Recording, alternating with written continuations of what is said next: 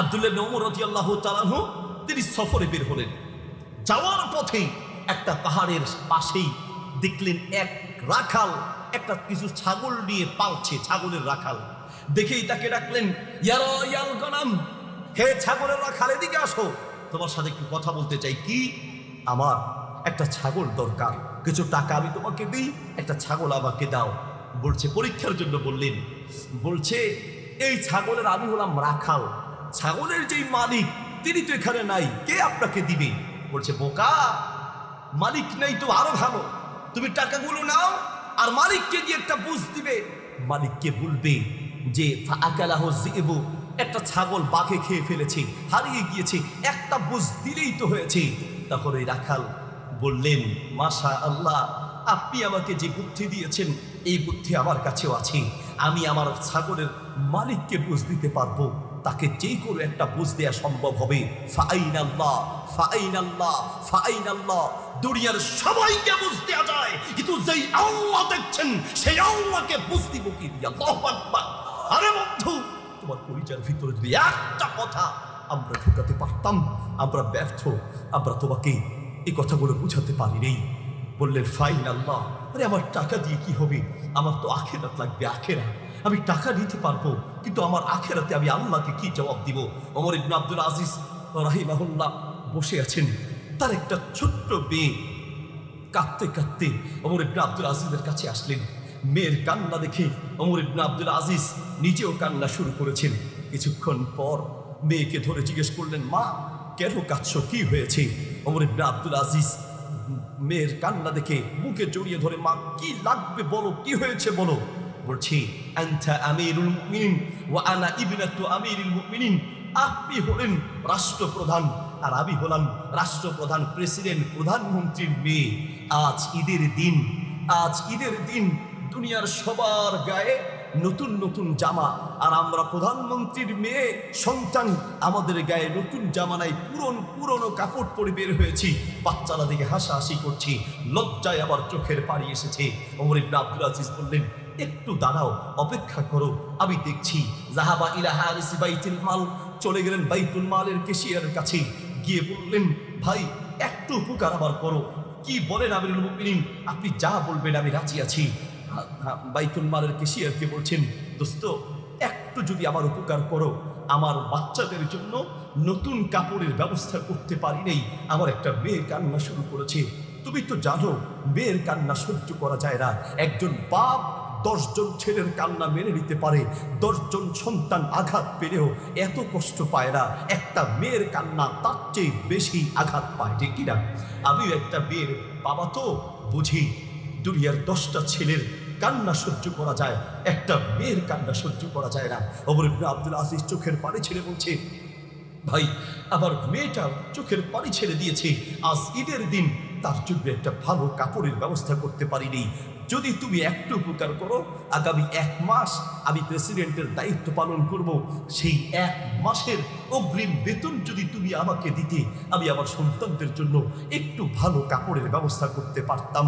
Cashier বলছে, আমিরুল মুমিনিন, আপনি প্রধানমন্ত্রী, প্রেসিডেন্ট, আরে আপনি যদি চান যা মন চায় তা নিতে পারেন, কে আপনাকে বাধা দেয়?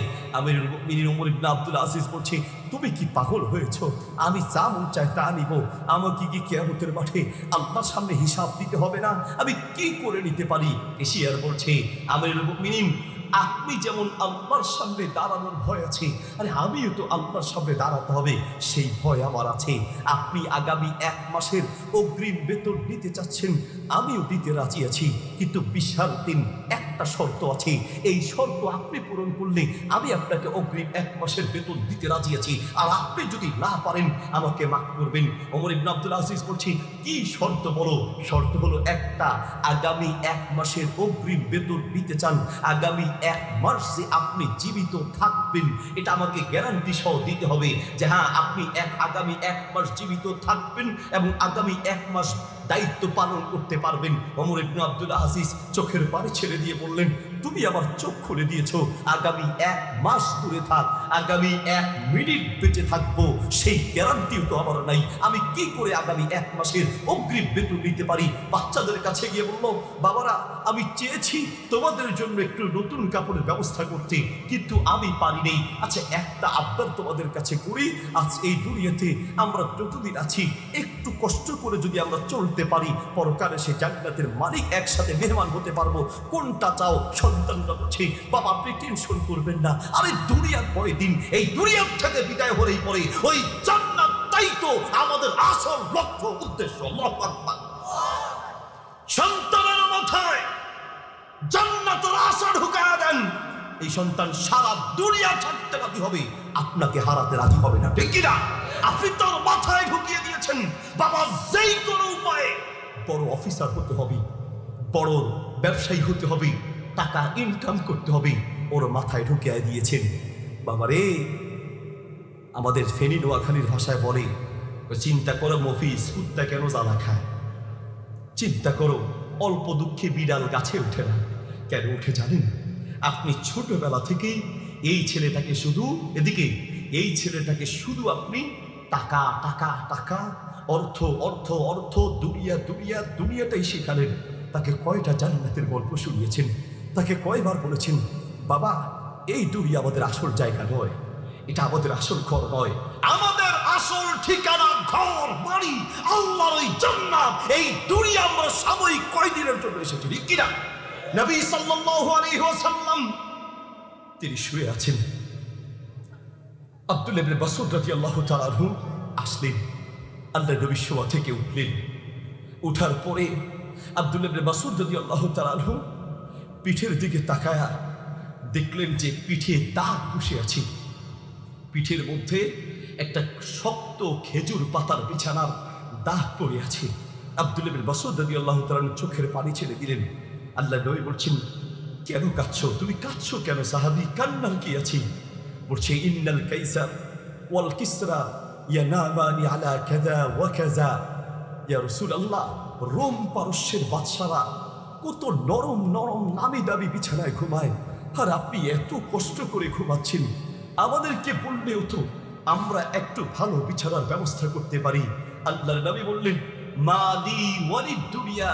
সাহাবী, এই দুনিয়ার সাথে আমাদের কি সম্পর্ক? আমরা এই দুনিয়ার মুসাফির, অল্প কয়েকদিনের জন্য এসেছি। দুনিয়া আমাদের আসল উদ্দেশ্য নয়, ওই জান্নাতটাই আমাদের আসল উদ্দেশ্য। কলিজার মধ্যে যদি সেই জান্নাতের আশা ঢুকাতে পারি, আল্লাহর কসম যুবক, তোমার জীবন পাল্টে যাবে। প্রায় যুবকরাই বলে, হুজুর অনেক চেষ্টা করি, নিজেকে গুনাহ থেকে বাঁচাতে পারি না। হুজুর অনেক চেষ্টা করি, দুনিয়ার লোভ লালসা, অর্থের লোভ, নেতৃত্বের লোভ হুজুর আমাকে ধ্বংস করে ফেলছে। হুজুর জানি এটা হারাম, কিন্তু পারি না। সুদের টাকার বান্ডিলটা যখন দেখি, তখন হুজুর জান্নাতের কথা ভুলে যাই, তখন জাহান্নামের কথা ভুলে যাই। ঘুষের টাকার বান্ডিলটা যখন দেখি, সাথে সাথে দুনিয়ার সব হুজুর ভুলে যাই। কি করে দুনিয়ার লোভ কমাবো? একজন যুবক এক আলেমের কাছে গেলেন, হুজুর অনেক চেষ্টা করি, নিজেকে গুনাহ থেকে বাঁচাতে পারি না। বর্তমান জামানার দুনিয়ার যুবকদের জন্য সবচেয়ে বড় চ্যালেঞ্জ নিজেকে গুনাহ থেকে বাঁচাতে পারা। যুবক, তোমাকে যুদ্ধ করতে হবে, যুদ্ধ। তুমি মনে করতে হবে যুদ্ধের ময়দানে আছো, চারো পাশে পাপ আর গুনাহের ফয়লা, ঠিক কিনা? জানো তুমি, এই যে আমাদের মুরব্বী বাবাজিরা, খোঁজ দিয়ে দেখেন, অথবা যাদের কাছে অ্যান্ড্রয়েড মোবাইল নাই, এমন 2-1 যুবককে আনেন, তাকে কাছে এনে আর মুরব্বীদেরকে জিজ্ঞেস করেন, এই মুরব্বীরা 2 বছরে যা গুনাহ না করেছে, 2 বছরে যা পাপ না করেছে, মুরব্বীদের আমল নামায় 2 বছরে যা গুনাহ লেখা না হয়েছে, যুবক তোমার 1 রাতে তার চেয়ে বেশি গুনাহ তোমার আমল নামায় জমা হয়েছে। একজন মুরব্বী 2 বছরে মোবাইল ছাড়া যা গুনাহ করেছে, মোবাইল দিয়ে তুমি 2 বছর 2 রাত না 1 রাতে তার চেয়ে বেশি গুনাহ করেছে। দেখো তুমি ভেবে, বিশ্বাস করো। তোমার মোবাইলটা আমার হাতে দাও, আমি পরীক্ষা করে দেখাই দিই তোমাকে, আমি প্রমাণ করে দিই। মোবাইলটা দাও, তুমি এই 1 মাসে কি কি সার্চ করেছো? এক রাতে এশারার পর থেকে অনেক যুবকই বলে, হুজুর এশারের নামাজের পর থেকে ফজর পর্যন্ত হুজুর আমি উলঙ্গ ছবি, হুজুর পর্নোগ্রাফি, এমন আসক্ত হুজুর, হুজুর রাতের পরে রাত দেখি, হুজুর কোনো দিন রাতের 9টায় মোবাইল নিয়ে বসেছি, ফজর পর্যন্ত ঘরের দরজা বন্ধ করে দেখেছি। আর আমি আমারই বলি, আমি আমারই বুঝাতে পারি না। আরে বাবা যুবক, তুমি কি করে, যে আল্লাহ তোমাকে চোখ দিয়েছেন, যেই আল্লাহ তোমাকে মায়া করে দয়া করে চোখ দিয়েছেন, সেই আল্লাহর চোখ দিয়ে আল্লাহর নিষিদ্ধ জিনিস দেখো না কি করে? আমি বড় অবাক হই। তুমি জানো তোমার এই 2টা চোখ আল্লাহর কত বড় নেয়ামত? আবার মাদ্রাসায় ভর্তি হবে, অন্ধ একজন দেখা করতে এসেছে, খুব ইচ্ছা ছিল তাকে ভর্তি করব। ওস্তাদদের সাথে পরামর্শ করলাম, বলছে না, তাকে যদি করতে হয় তাহলে আপনাকে আলাদা জায়গার ব্যবস্থা করতে হবে, আলাদা ব্যবস্থা নিতে হবে। নিয়ত করেছি আল্লাহ যদি তৌফিক দেয় কখনো প্রতিবন্ধীদের জন্য ইনশাল্লাহ মাদ্রাসা করব, ছেলে মাদ্রাসা, মেয়ে শাখা, তারপরে আপনার এতিমখানা আলহামদুলিল্লাহ আছে। ভবিষ্যতে আল্লাহ তৌফিক দিলে ইনশাল্লাহ একটা প্রতিবন্ধীদের মাদ্রাসা করব। সেই অন্ধ তাকে নিয়ে আমরা চিন্তা করলাম, এক একজনের কথা শুনে চোখের পানি চলে এসেছে। বলছে হুজুর বাথরুমে যাইতে ওর সাথে একজনকে দিতে হবে, ও ঘর থেকে মাদ্রাসা থেকে বের হয়ে কখন পড়ে যায়, ওর সাথে একজনকে দিতে হবে। ও চাইলেই তো কিছু করতে পারবে না, ওরে পড়া শোনায় দেওয়ার জন্য একজন লাগবে।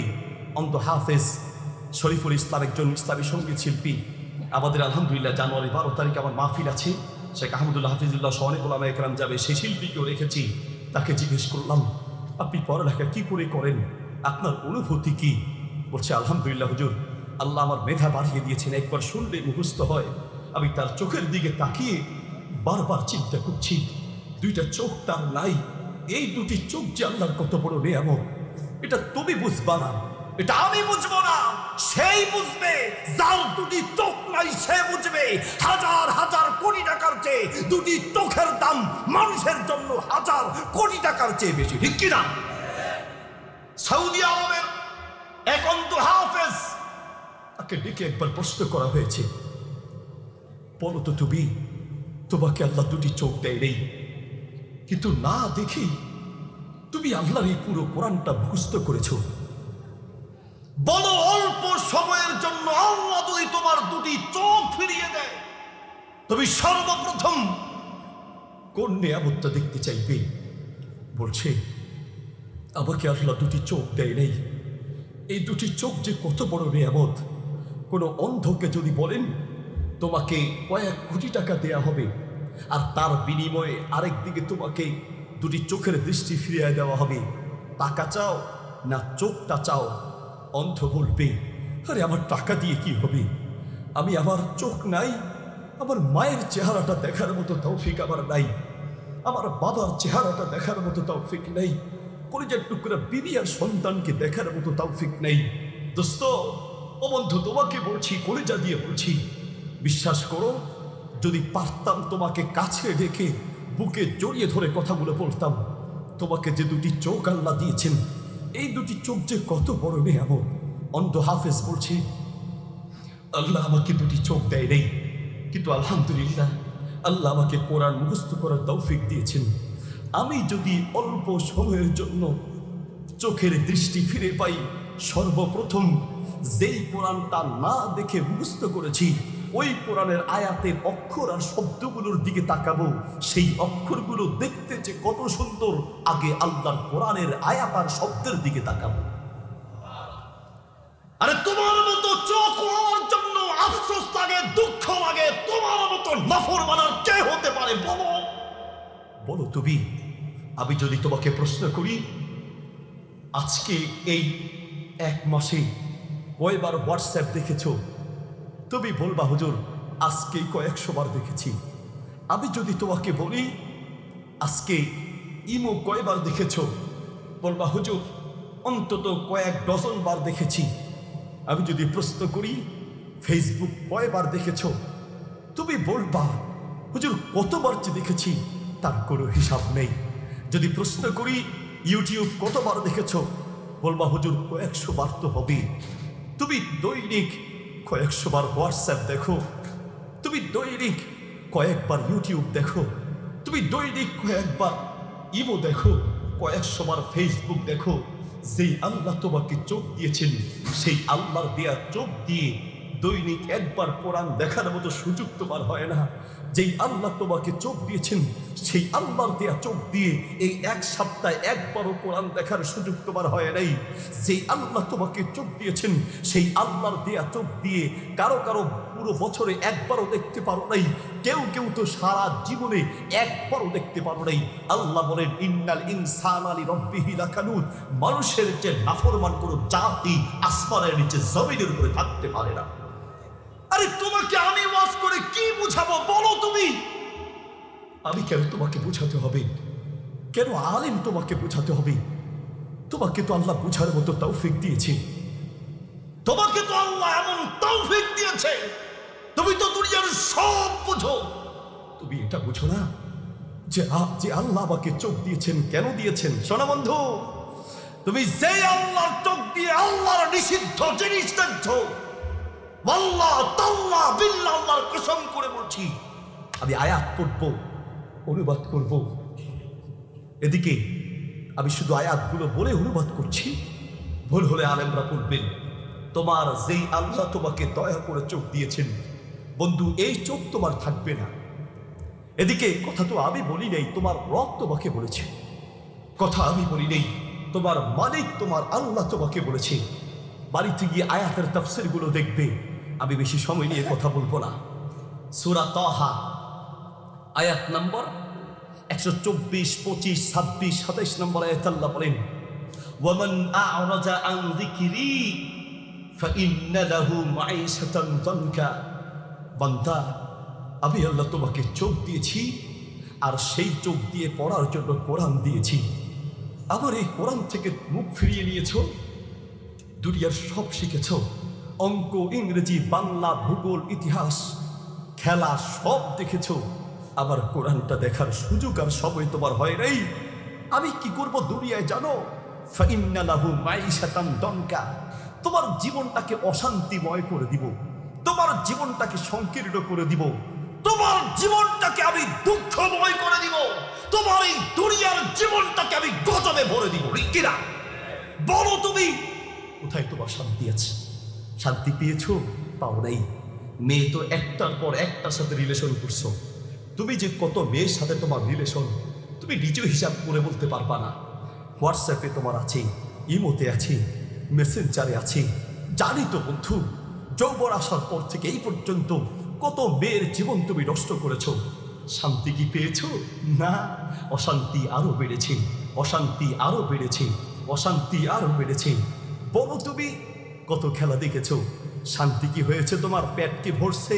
মোটেও ভরে নেই। রাতের পরে রাত দেখেছো, চিল্লায়া মানুষের ঘুম নষ্ট করেছো, টাকা নষ্ট করেছো, পয়সা নষ্ট করেছো। শান্তি কি পেয়েছো? ইয়াবায়, মদে, জুয়ায় কত টাকা উড়িয়েছো, শান্তি কি পেয়েছো? শান্তি পাও নাই, শান্তি পাবেও না। যতই তুমি দেখবে ততই আরো মন চাইবে, ততই তুমি দেখবে ততই তুমি আরো মন চাইবে। তুমি তোমাকে শান্তি দিতে পারবা না। মনে রেখো, দুনিয়ার এই আসবাবে শান্তি নাই, দুনিয়ার এই মাধ্যমে শান্তি নাই, হারামে আরাম নাই। শান্তি আল্লাহর পক্ষ থেকে আসে। কিনা শান্তি আল্লাহর পক্ষ থেকে আস। কি দিয়ে বুঝাই? আমি ঢাকা মাহফিল করে আসছি, কষ্ট হচ্ছে আপনাদের? ও সময় কতক্ষণ খেয়াল করে দিন, শেষ নাকি? হ্যাঁ, 2 মিনিট। আচ্ছা ঠিক আছে, শেষ করছি। ঢাকা মাহফিল করে আসছি, ড্রাইভারকে বললাম গাড়িটা থামান। ড্রাইভার গাড়ি থামিয়েছে কমলাপুর রেল স্টেশনের একদম ওয়ালের পাশে। তো আমি ড্রাইভারকে গাড়ি থামিয়ে বললাম বাম দিকে তাকান। কই কি হুজুর? একজন ঘুমাচ্ছে, গায়ে তার কম্বল তো নাই, সালার বস্তা, সিরা কাঁথা, আর মাথার নিচে ইট দিয়ে ঘুমাচ্ছে। কিন্তু তার ঘুমের নাক ডাকার আওয়াজ আমাদের প্রাইভেট কারের মেশিনের আওয়াজের চেয়ে বেশি হবে, কম হবে না। এসি রুম নাই, বিদেশি কম্বল নাই, তুলার কোনো বালিশ নেই, কিন্তু কি ঘুম তার। এক কোটিপতি চাচা মসজিদে যায়, মসজিদ থেকে বের হয়ে এশারের নামাজ পড়ে দেখে এক পাগলা সব সময় ঘুমায়। এখন চাচা চিন্তা করে, আহারে এই সালার বস্তা গায়ে দিয়ে এই পাগলা প্রতিদিন কি তার ঘুম, এই ঘুম দেখে হিংসা লাগছে। চাচা চিন্তা করেন ঘটনা কি, আমি এসি রুমে ঘুমাই, বিদেশি কম্বল, আহা তুলার বালিশ, আর আমার শান্তি নেই, আমার ঘুম নাই, সারা রাত ধরে ঔষধ খায় ঘুমের, তাও ঘুম নাই। আর এই পাগলা সালার বস্তা গায়ে দিলেই ঘুম, নিশ্চয়ই সালার বস্তায় কোনো কেরামতি আছে। ইমাম সাহেবের কাছে গেছে, হুজুর একটা উপকার করেন। কি উপকার? হুজুর এই যে পাগলার কাছে যে সালার বস্তা, হুজুর এই সালার বস্তাটা আমার নিয়ে দেন, কিছু টাকা নিয়ে টাকাগুলো রাখেন, পাগলারে দেন, সালার বস্তাটা নিয়ে দেন। তো পাগলারে গিয়ে বুঝাইছে, চাচা তোমার কাছ থেকে সালার বস্তাটা চাইতেছে, চাচা আপনি কেন সালার বস্তা নেবেন? আরে ভাই কথা বইল না রে ভাই, একটু লাগবে। সালার বস্তা নিয়ে চাচারে দিছে, টাকার বান্ডিল ওই পাগলার হাতে ধরাই দিছে। চাচা বাড়িতে গিয়ে সালার বস্তা ধুয়ে সুন্দর করে গায়ে দিয়ে ঘুমাইতেছে। চিন্তা করছে যে সালার বস্তা গায়ে দিলে মনে হয় ঘুম আসবে। আরে কিসের ঘুম? ঘুম কি আর সালার বস্তায় আছে? ঘুম কি আর এসে রুমে আছে? ঘুম কি আর কম্বলের তলে আছে? আরে ঘুম তো তোমার রব আল্লাহর পক্ষ থেকে তোমাকে দান করে, ঠিক কিনা? আরে তুমি ঘুমাতে পারো না, আমিও ঘুমাইতে পারি না, আল্লাহর কসম।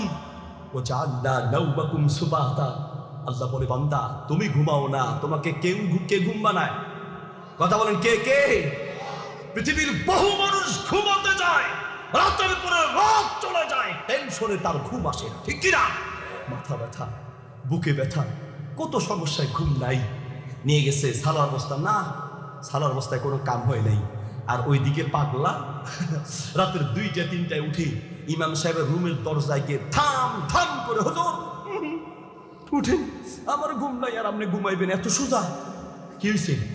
আমার সালার বস্তা লাগবে। পাগলা কই সালার বস্তা লাগবে, আমার সালার বস্তা দেন। আরে বাবা তোমার সালার বস্তা আমি কই পাবো? চাচারে দিয়ে দিছো না? কয় না, কোনো কথা না, আমি তো দিতে চাই নাই, আপনি বুদ্ধি করে চালাকি করে আমার শেষ করছেন। তো সালার বস্তা দিয়ে কি করবা? সালার বস্তা নিয়ে গেছেন, আমার ঘুম গেছে। আরে বাবা সালার বস্তা কি ঘুম আসছে নাকি? হ্যাঁ আছে, আমার সালার বস্তা গায়ে দিয়ে এতদিন ঘুমাইছি, কি আরামের ঘুম, আর আজকে আমার ঘুম নেই। কি সমস্যা খুইলা বলো? আপনি সালার বস্তা নিয়ে গেছেন, আমার টাকার বান্ডিল ধরাই দিছেন, টাকার বান্ডিলটা লুঙ্গির পেছে রাখছি, সারা রাত ধরে আমার ঘুম নাই, খালি টেনশন, কখন চোর আসে, কখন ডাকাত আসে, কখন আমার টাকা নিয়ে যায়, এই টেনশনে আমি শেষ। মনে রেখো টাকার বান্ডিলে শান্তি নাই, হারামে আরাম নাই। মনে রেখো যত নিষিদ্ধ পথে আছো, হারামে আছো, আল্লাহর গজবের মধ্যে আছো, ঠিক কিনা? শান্তি পাবা না। ওয়ামান আ'রাদা আন যিকরি, বান্দা আমার স্মরণ থেকে বিমুখ হয়ে যাবা, আমার কোরআন থেকে দূরে সরে যাবা। আমি যে আল্লাহ চোখ দিয়েছি, সেই চোখ দিয়ে কোরআন পড়বা না, আমি আল্লাহ তোমাকে ছাড়বো না, তোমার জীবনটাকে সংকীর্ণ করে দিব। তারপর ওয়া নাহশুরুহু ইয়াউমাল কিয়ামাতি আ'মা, কিয়ামতের মাঠে আমি অন্ধ করে উঠাবো। ক্বালা রাব্বি লিমা হাশারতানি আ'মা। এদিকে ভালো করে শুনেন আমার ভাইয়েরা, একটু একটু মেহেরবানি করে আজকের মাহফিল, এরপরে আপনি কথা শুনতে পারবেন তার কোনো গ্যারান্টি নেই, আমি বলতে পারবো তারও কোনো গ্যারান্টি নেই।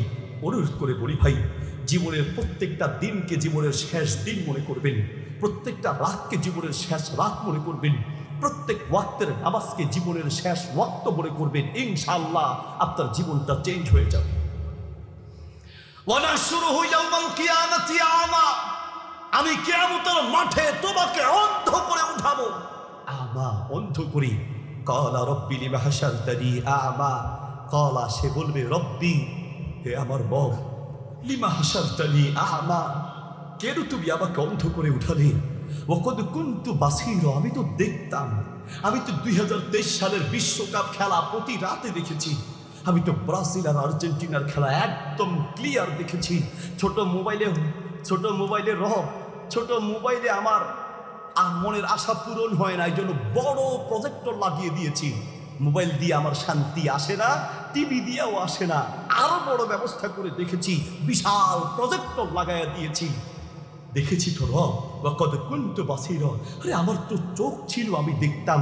ক্বালা কাযালিকা আতাতকা আয়াতুনা, ক্বালা কাযালিক, রব বলবে অনুরূপভাবে, আতাতকা বান্দা, আমি তোমাকে চোখ দিয়েছিলাম, তুমি দেখতে স্বীকার করেছো, সত্য বলেছো, তোমার চোখ ছিল, তুমি দেখতে। আতাতকা, তোমার কাছে এসেছিল, আয়াতুনা, আমার কোরআন এসেছিল, আমি তোমাকে আমার পক্ষ থেকে কোরআন দিয়েছিলাম, ফানাসি তাহা, আমার সেই কোরআনটা ভুলেছিলে। ওয়াকাযালিকাল ইয়াউমা তুনসা, বান্দা যেই চোখ দিয়েছি কোরআন পড়ার জন্য, সেই চোখ দিয়ে আমার কোরআন পড়ো নাই, আমি আল্লাহ তোমাকে ভুলে গেলাম, আমি আল্লাহ তোমাকে ভুলে গেলাম, আমি আল্লাহ তোমাকে ভুলে গেলাম। আর যেই ব্যক্তিকে আল্লাহ ভুলে যাবে, আল্লাহর কসম, ওই ব্যক্তির কবরে জান্নাত থাকতে পারে না, ঠিক কিনা? আল্লাহর নবী বলেন, শেষ পয়েন্ট, আলোচনা শেষ, বাড়িতে যাওয়ার সময় এই কথাটা বাড়িতে নিয়ে যাবা। আল্লাহ বলেন, আল্লাহ নবী বলেন, পৃথিবীর কোনো মানুষ, এদিকে পৃথিবীর কোনো মানুষ তার আমল দিয়ে জান্নাত পাবে না। কেউ তার আমল দেখিয়ে জান্নাত কেউ পাবে না। আল্লাহ নবী বলেন, আমিও আমার আমল দেখিয়ে জান্নাত পাবো না, তবে জান্নাত পাবো শুধু তার দয়ায়। আল্লাহু আকবার। জান্নাত পাবো শুধু রবের দয়ায়, মালিকের দয়ায়, আল্লাহর দয়ায় জান্নাত পাবো। আল্লাহ যদি দয়া করে ছাড় দেয় তবেই আপনি জান্নাত পাবেন। কিয়ামতের মাঠে বান্দা বান্দিকে কাছে ডাকবেন, আর রাফাহু নিয়ামাহু, স্মরণ করে দিবেন, বান্দারে তোমাকে আমি এত নিয়ামত দিয়েছি, পৃথিবীর বহু মানুষকে দেই নেই, তোমাকে আমি দুটি চোখ দিয়েছি, পৃথিবীর বহু মানুষকে চোখ দেই নেই, তোমাকে কান দিয়েছি, পৃথিবীর বহু মানুষকে কান দেই নেই, তোমাকে হাত দিয়েছি, পৃথিবীর বহু মানুষকে হাত দেই নেই, তোমাকে পা দিয়েছি, পৃথিবীর বহু মানুষকে পা দেই নেই, তোমাকে সুস্থ সবল রেখেছি, পৃথিবীর বহু মানুষকে প্রতিবন্ধী বানিয়েছি। এরপরে আল্লাহ ছোট্ট একটা প্রশ্ন করবেন, এই প্রশ্নের উত্তরটা বাড়িতে গিয়েও চিন্তা করবেন। রাজি আছেন ইনশাল্লাহ? ছোট্ট প্রশ্ন, আমি নিজেও মাঝে মাঝে এই প্রশ্নটা চিন্তা করি, আর মাঝে মাঝে আল্লাহর সামনে চোখের পানি দেওয়া ছাড়া আর কিছু নেই। আল্লাহ বলেন, মাজা আমিলতা ফিহা, বান্দা আমি আল্লাহ যে তোমার প্রতি এত দয়া করলাম, বলো আমি আল্লাহর জন্য কি করেছো, আমি আল্লাহর জন্য কি করেছো? ডক্টর আব্দুল্লাহ জাহাঙ্গীর রহিমাহুল্লাহ দুনিয়ার থেকে বিদায় হয়ে গেছেন, চিনেন না? চিনেন তো না? প্রাইভেট কারে উঠলেই ওনার কথাটা প্রায় সবাই মনে ওঠে। আমার মনে হয় 1-2 দিন ছাড়া প্রায় প্রতিটা দিন গাড়িতে উঠলেই ওনার কথাটা মনে ওঠে। উনিও তো আমাদের মতোই মাহফিল করে যাওয়ার পথে দুনিয়ার থেকে শেষ হয়ে গেছে, উনিও তো মাহফিল করে যাওয়ার পথে দুনিয়ার থেকে শেষ। আরে বাবা, আপনি খালি অমুক বক্তা এই করে, তমুক বক্তা এই করে, বক্তাদের বিভিন্ন মাহফিলে ওই দিন দেখলাম ইন্টারনেটে, ফেসবুকে, শেখ আহমদুল্লাহ হাফিজাহুল্লাহকে জিজ্ঞেস করা হচ্ছে, হুজুর আপনার বাজেট কত, আগে নেন কত, আগে নেন কিনা, বক্তারা কত নেয়, কি নেয় না নেয়, এগুলো নিয়ে তোমার কত মাথা ব্যথা, বক্তার টাকা নিয়ে কত মাথা ব্যথা, বক্তাদের জীবনটা যে কত রিক্সের সেটা নিয়ে তুমি একবারও ভাবো না। আরে তুমি বক্তাকে কয় টাকা দাও? যদি বক্তাকে তুমি টাকা দিয়েও থাকো, মনে রেখো বক্তার এই টাকা দিয়ে কি করে? অধিকাংশ বাংলাদেশের বক্তা প্রায় জনের মাদ্রাসা আছে। আরে বাবা, তোমার কি দিয়া বুঝাই? শেখ আহমদুল্লাহ হাফিজাহুল্লাহর ফাউন্ডেশন আছে, মাদ্রাসা আছে, আমারও তো আলহামদুলিল্লাহ ছেলে শাখা আছে, মেয়ের শাখা আছে, এতিমখানা আছে। আরে টাকা নিয়ে কি করি? খোঁজ দিয়ে দেখো, বাংলাদেশের কোনো বক্তা আর কোনো আলেম মাহফিলের টাকা নিয়ে সিনেমা হল বানাবে না, মদের বার বানাবে না, নাচের ব্যবস্থা করবে না। যদি টাকা নেওয়াটাই তোমার দুঃখ লাগে, তাহলে তাদের বিরুদ্ধে আগে কথা বলো, তাদের বিরুদ্ধে আগে লেখালেখি করো, যারা বিদেশ থেকে এসে নাচ গে, না নেচে, গান গে 10-15 লক্ষ টাকা নেয়। কথা তাদের বিরুদ্ধে বড় দরকার, ঠিক কিনা? বলো আগে তাদের বিরুদ্ধে। যারা যুবক যুবতীদের চরিত্র নষ্ট করছে, পারো নাই তো তাদেরকে ঠেকাতে। তারা টাকা নিয়ে মাদ্রাসা করবে? নাচনেওয়ালি বুড়ি গানের অনুষ্ঠান করে যারা টাকা ইনকাম করে, তারা টাকা পেলে তোমার বিরুদ্ধে, ইসলামের বিরুদ্ধে টাকা নষ্ট করবে, খরচ করবে, কিন্তু ইসলামের পক্ষে খরচ করবে, ঠিক কিনা? আল্লাহ তাআলা বলবেন, মাজা আমিলতা ফিয়া, বান্দা বলো আমার জন্য কি করেছো? গাড়িতে উঠলেই ডক্টর আব্দুল্লাহ জাহাঙ্গীর রহিমাহুল্লাহর কথাটা প্রায় বলে ওঠে। তার একটা কথা প্রায় আছে, মাঝে মাঝে বলতেন, কে কি করছে না করছে সেগুলো নিয়ে চিন্তা করার চেয়ে নিজেকে নিয়ে ভাবো, নিজেকে। অমুক বক্তা তমুকের বিরুদ্ধে, তমুক বক্তা তমুকের বিরুদ্ধে, আরে বক্তা বক্তা বলছে, তারা আল্লাহর সামনে হিসাব দিবে। তুমি তাদের পক্ষপাতিত্ব করে তুমি কোনো আলেমের পিছে লাগতে যেও না, তুমি কোনো আলেমের পিছে লাগতে গিয়ে তুমি নিজেকে ধ্বংস করো না। তিনি বলতেন প্রায় সময় যে নিজেকে নিয়ে ভাবো, নিজেকে নিয়ে ভাবো। তুমি আল্লাহর সামনে দাঁড়িয়ে কি জবাব দিবে? আল্লাহর জন্য কি করেছো? মাজা আমিলতা ফিয়া। ও বান্দা, আলোচনা শেষ, কথাও শেষ। এই একটা কথা মনে রাখবা, কিয়ামতের মাঠে আল্লাহ যখন জিজ্ঞেস করবে, বান্দা তোমাকে এত নিয়ামত দিয়েছি, মাজা আমিলতা ফিয়া, মাজা আমিলতা ফিয়া, মাজা আমিলতা ফিয়া। ও বান্দা, আমি আল্লাহর জন্য কি করেছো? বিশ্বাস করেন, আমিও ঠেকে যাব, আপনিও হয়তো ঠেকে যাবেন। কি আছে আপনার? বলতে পারবেন রব আপনার জন্য এটা করেছি? পারবেন? আরে আবু বকর রাদিয়াল্লাহু তাআলা তো সব সম্পত্তি আল্লাহর জন্য দিয়েছেন, ওমর রাদিয়াল্লাহু তাআলা তো অর্ধেক দিয়েছেন। তুমি কি দিয়েছো? তুমি আরে ওই আবু দাহদার ইতিহাস পড়েছি, একটা মাত্র গাছের জন্য পুরো বাগান দিয়েছে, পুরো জমি দিয়েছে। তুমি কি দিয়েছো? সাহাবীরা তো নিজেদের কলিজা দিয়েছে, নিজেদের জীবনটা দিয়েছে। রাসূল তো সারা জীবন কষ্ট করেছে। তুমি কি দিয়েছো? নবী সাল্লাল্লাহু আলাইহি ওয়াসাল্লাম দুনিয়া থেকে বিদায় হওয়ার পরে আবু হুরায়রা রাদিয়াল্লাহু তাআলা একটা বিয়ের দাওয়াতে গেলেন। তার সামনে রুটি আর গোশত দেওয়া হলো।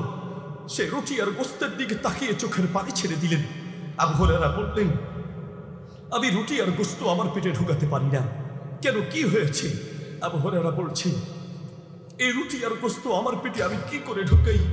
আমি তো সেই নবীর সঙ্গে সারা জীবন কাটিয়েছি, যেই নবী তার সারা জীবনে এরকম একটু ভালো গোশত আর রুটি পায় নাই। সারা জীবন সে রাসূলের সঙ্গে কাটিয়েছি, যে রাসূল তার সারা জীবনে এরকম একটু ভালো গোশত আর রুটি খেতে পারে নাই। সারাটা জীবন এইভাবে যে নবী কাটিয়েছেন, আমি কি করে সেই নবীকে বাদ দিই? এত ভালো রুটি আর গোশত আমার পেটে কি করে ঢুকাই? আর নবী তো সারা জীবনটা দিয়েছে, সাহাবীরা তো সারা জীবন শেষ করেছে। এক একজন সাহাবীর বাড়ি এক জায়গায়, কবর হয়েছে আরেক জায়গায়। আল্লাহু আকবার বলেন। তার বাড়ি এক জায়গায়, কোথায় কবর, কোথায় বাড়ি আর কোথায় কবর? বাড়ি এক জায়গায়, কবর আর এক জায়গায়। বাড়ির সাথে কবরের সম্পর্ক নেই। তার মানে নিজের বাড়ি, ঘর, বিবি, বাচ্চা সব ছেড়ে দ্বীনের জন্য গিয়ে সেখানে শহীদ হয়েছেন। তারা তো জীবনটা দিয়েছেন। আপনি আমি কি দিয়েছি? চেষ্টা করি, বোঝার চেষ্টা করি, নিজেকে প্রশ্ন করি। আল্লাহ তৌফিক দান করুন। জাযাকুমুল্লাহ খায়র, বারাকাল্লাহু ফীকুম, হাইয়াকুমুল্লাহ। আমাদের আলোচনার পরে ইনশাআল্লাহ আমাদের শেখ আহমদুল্লাহ হাফিজাহুল্লাহ আছেন, আব্দুল রহমান সাইফুল্লাহ ভাই আছেন, মুফতি সাইফুল ইসলাম ভাই অত্যন্ত আলহামদুলিল্লাহ খুবই আপনাদের প্রিয় আলোচক আছেন, থাকবেন। জাযাকুমুল্লাহ খায়র। আসসালামু আলাইকুম ওয়া রাহমাতুল্লাহ।